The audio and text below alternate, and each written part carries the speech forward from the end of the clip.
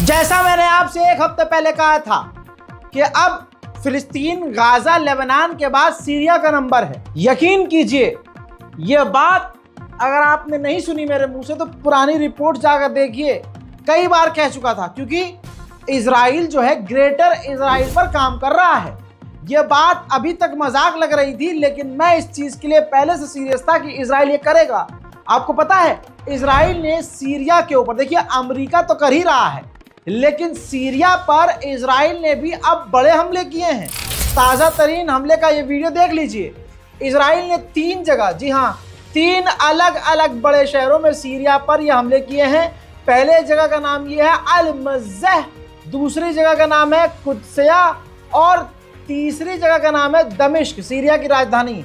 तो राजधानी के अलावा 2 अलग बड़े शहरों में इजराइल ने हमले किए हैं, जिसमें 15 लोग मारे गए हैं और 16 बुरी तरह से घायल हैं, जिसमें जो मारे गए लोग हैं महिलाएं और बच्चे ज्यादा हैं। तस्वीरें आप खुद देख रहे हैं कि किस तरह से इजराइल खतरनाक हमले सीरिया पर कर रहा है। उधर मेरे दोस्तों, सबसे बड़ी बात यह है कि जिस वक्त ईरान के सुप्रीम लीडर के advisor Ayatollah Sayyid Ali Khamenei के स्पोक पर्सन, उनके एडवाइजर सीरिया की राजधानी में मौजूद थे और बशर अल असद से मुलाकात कर रहे थे, उसी वक्त सीरिया के 3 बड़े बड़े शहरों पर और उसी दमिश्क पर इजराइल ने हमला किया था।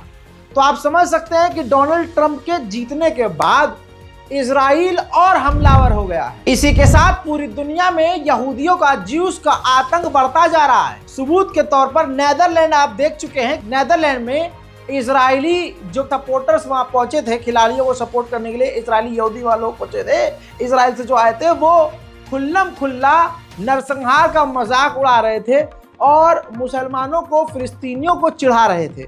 जो भी फिलिस्तीन का समर्थक था उसको वो गाली बक रहे थे। जिसके बाद जो कुछ हुआ वो आपको पता है। लेकिन उसके बाद मैच होना था फ्रांस में, जहां पर फ्रांस ने कहा था कि हम पूरी तरह से 4000 पुलिस तैनात करेंगे ताकि इजरायलियों पर कोई हमला ना कर सके। इजराइल के समर्थन में पूरी दुनिया है और पूरी दुनिया के बड़े बड़े देश हैं। फिलिस्तीन और फिलिस्तीन के समर्थकों के साथ कोई नहीं है, ये बात आपको क्लियर है। इजराइल के जो आतंकी सेटलर्स थे, गुंडे, ये देखिए फ्रांस में मैच से पहले तैयार थे। हथियार उनके पास थे, लठ उनके पास थे, मुंह पर कपड़ा लपेटा हुआ था, क्योंकि इजरायलियों को पता था कि हम गलत हैं, हमारे बाप ने, नेतन्याहू ने गलत किया है, हमने कत्लेआम किया है और यहाँ अब हमें फ्रांस में भी फिलिस्तीन समर्थकों को पेलना है, मारना है। अब मेरे दोस्तों, फ्रांस, देखिए सांप को दूध पिलाओगे, होगा क्या होगा? सांप को दूध पिलाओगे। जहां फ्रांस इजराइल को ही बचाने के लिए, इजरायलियों के समर्थन के लिए पूरी तरह से मिलिट्री तैनात किए हुए था, अब जब इजरायलियों को पता है कि हम गलत हैं, हम गंदे हैं, हम बलात्कारी हैं, हम आतंकी हैं, हमने नरसंहार किया है, उसके बाद भी हमें ही मिलिट्री सपोर्ट मिल रहा है, सिक्योरिटी हमें मिल रही है, तो क्या होगा? आदमी तो फैलेगा ही। फ्रांस के अंदर मैच में ये कुछ भी ऐसा नहीं हुआ जैसे इजरायली चाह रहे थे, क्योंकि वो पहले से तैयार थे। और फ्रांस में जो फिलिस्तीनी प्रदर्शनकारी हैं, उन्होंने दिमाग का इस्तेमाल किया और उन्होंने ऐसी हरकत वहां पर नहीं की, क्योंकि पता था कि हमारा देश और हमारी देश की सिक्योरिटी इजराइल को सपोर्ट करेगी और हमारा मामला बिगाड़ दिया जाएगा। ऐसे में जबरदस्ती स्टेडियम में, क्योंकि ये तो इजराइल के लोग हथियार लेके गए थे, तो स्टेडियम में जबरदस्ती फ्रांसीसी जो लोग थे उनके ऊपर इजराइल के सेटलर्स ने हमला कर दिया। देखिए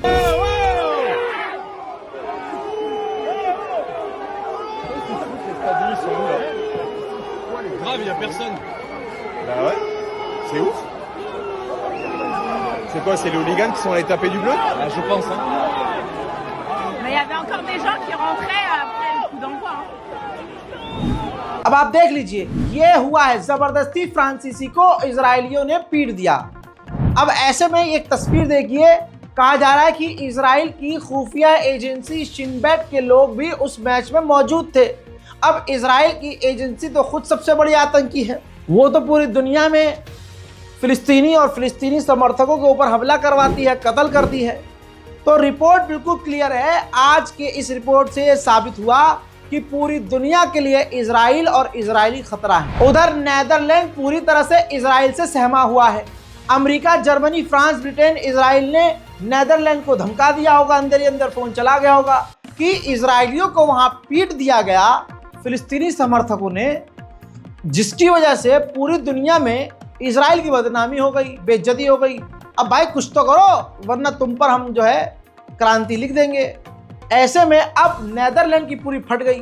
अब नेदरलैंड क्या कर रहा है? Netherland Israel, America, Germany, France, Britain, Europe को खुश करने के लिए फिलिस्तीनी प्रदर्शनकारियों पर सीधा हमलावर हो रहा है, सीधा उन पर हमला कर रहा है और उनके हाथ पैर तोड़कर गिरफ्तार कर रहा है।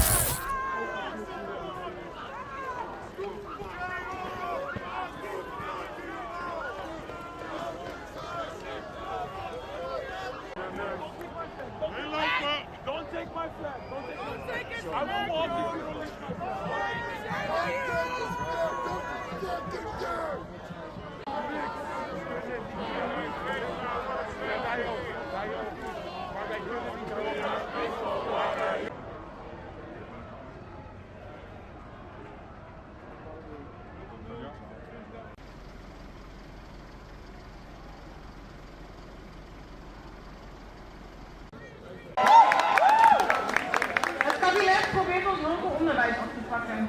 Zij probeert het te slopen. Het tot... Ja, ik spreek in... Kom maar, kom maar.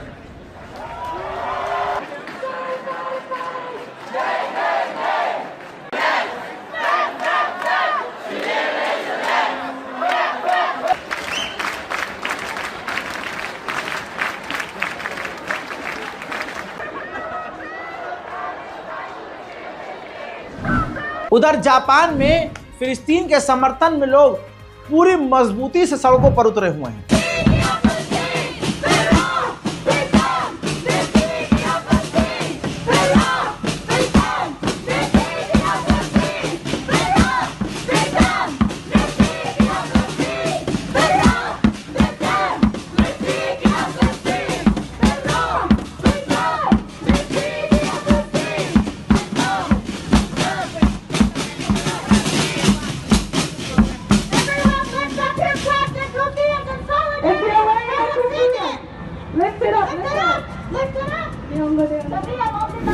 फिलहाल इस रिपोर्ट में इतना ही। जल्द लौट रहा हूं थोड़ी ही देर में ताजा तरीन और बड़ी जानकारी के साथ। याद रखिएगा, जो मैं दिखाता हूं, आपकी दुआओं से जो हिम्मत मिलती है कोई और नहीं दिखा सकता। बहुत यूट्यूबर्स के बारे में हमको मालूम है, आपको वो तस्वीर, क्योंकि सीधा चैनल ही खतरे में पड़ जाता है, सीधा चैनल का अस्तित्व ही खतरे में पड़ जाता है और फिर येलो डॉलर आ जाता है, यानी नो इनकम। और फिलिस्तीन मेरे दिल में अब से नहीं, बहुत पहले से बसता है। जब रज़ाग्राफी की शुरुआत करी तो पहली खबर ही मैंने फिलिस्तीन की डाली थी। इस वजह से फिलिस्तीन और इजराइल का मुद्दा मेरे लिए प्रायोरिटी पर होता है और मैं फिर कुछ नहीं देखता हूँ। इसलिए आपसे कह रहा हूँ कि हमें और हमारी टीम को सपोर्ट कीजिए और हम आपकी आवाज़ अगर बने हैं तो इंशाल्लाह ये आवाज़ दूर तक जाएगी। बस करना आपको यह है कि हमारे चैनल को सब्सक्राइब करना है, जिससे हमारी आवाज़ और मजबूत होगी। जय हिंद।